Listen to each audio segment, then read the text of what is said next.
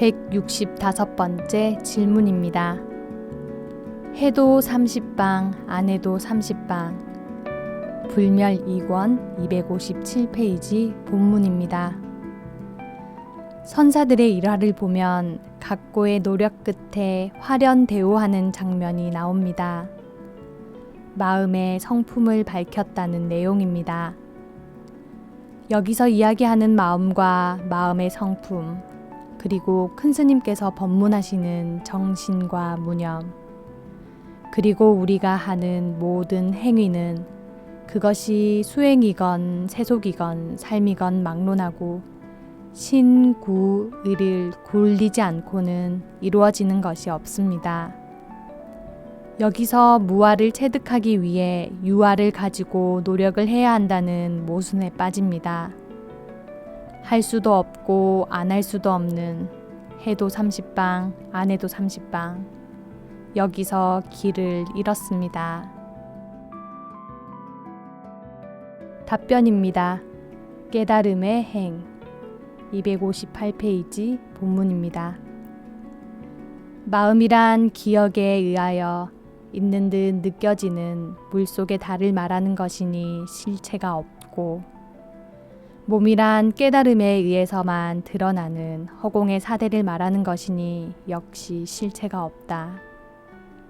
깨닫는 작용은 깨달은 것에 의해서 깨어나고, 깨달은 것은 깨닫는 작용에 의하여 드러난다. 깨달음은 이 둘이 아니면 무심이 된다. 그러나 깨달음이 발광되면 이 둘도 드러난다. 잠에서 일어나면 이 둘이 명각과 강명이 없음과 있음으로 깨달아진다. 이것이 무심한 깨달음이 잠들었던 깨달음이 일어나 하는 행위다. 그러므로 각 행이 깨달을 것으로 가면 유아, 깨닫는 것으로 가면 무아라고 생각을 한다. 유아는 저것이라고 하고 무아는 이것이라고도 하며, 저것은 몸이라고 하고 이것은 마음이라고도 한다. 몸은 물질이라고 하고 마음은 공하다고도 한다. 그러나 이 모든 것은 각 행에 의해 이루어지는 것이다. 무심으로부터 깨어나 무심을 밟은 채로 그 자리에서 번뇌하는 것이다. 각 행이 없으면 물질, 공, 몸, 마음, 이것, 저것, 무아, 유아, 나아가 각 행도 없다. 없다는 것도 없다. 주관적이든 객관적이든 정멸이다. 그렇다면 각 행은 무엇인가? 이것이든 저것이든 각 행에 의해서 드러나지만 각 행은 이것도 아니고 저것도 아니며 단지 이것과 저것을 깨닫는 행위다. 그러면서도 모든 것을 품고 있는 것이다. 그러니 오직 깨달음만이 홀로 존재한다는 것이다. 만약 또 움직이려 한다 해도 상관할 것이 아니다.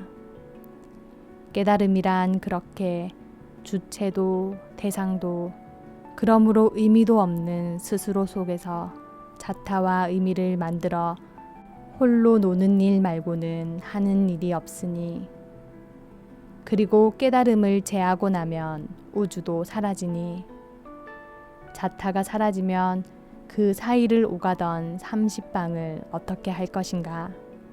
아니, 어떻게 될까?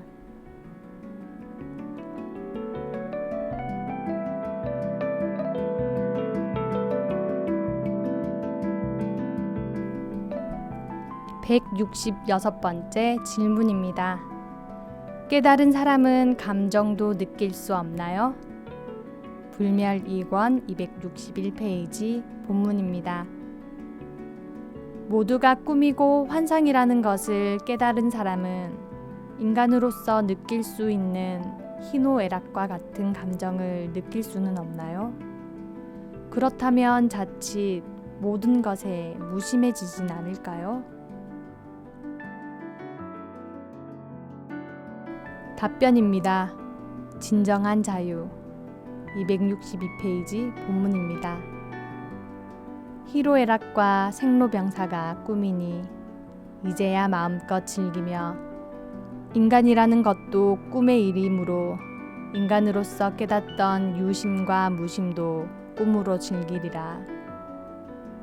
꿈을 꾸나 꿈을 꾼 적이 없어지듯 눈물을 흘리나 흘린 적이 없고 환희하나 환희한 것이 없으며 깨달았으나 깨달음이 없으리라.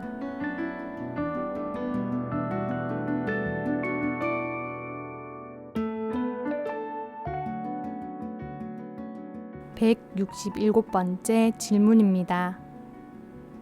절대자는 방관자로 존재하고 계신가요? 불멸 2권 263페이지 본문입니다. 모든 것이 여여하다면 부처님과 예수님도 같은 분이신가요?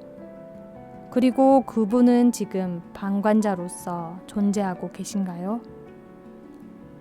답변입니다. 득견열애 264페이지 본문입니다.